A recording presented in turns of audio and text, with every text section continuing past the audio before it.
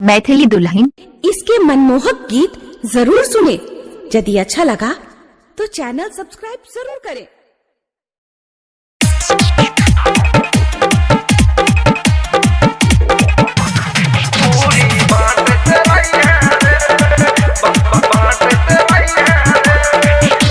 Music by DJ Guddu राज।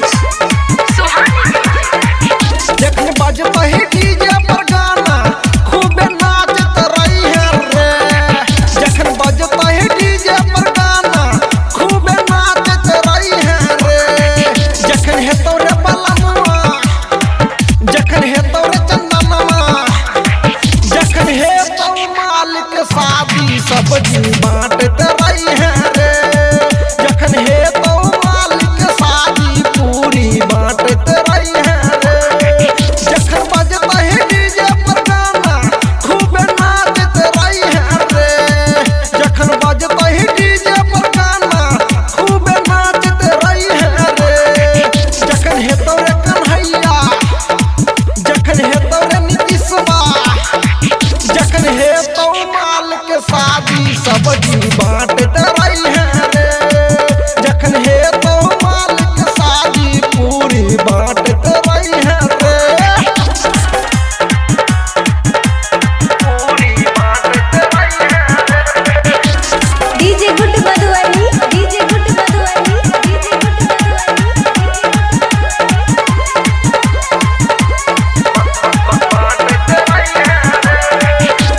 छौरी जब तुम्हारे चलो तोरा लाइन मारे चलो तो हर सुरतिया हर दम निहारे चलो रे बाय।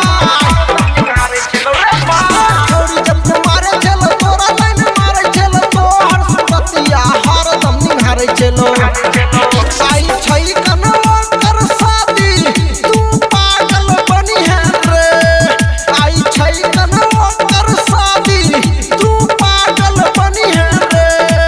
जखन है तोरे कन्हैया, जखन है तोरे सत्यम्मा, जखन है तो मालिक शादी सब्जी बांटत रही है रे।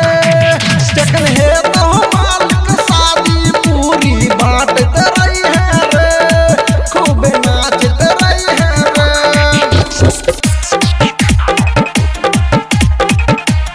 पूरी बांटत रही है रे।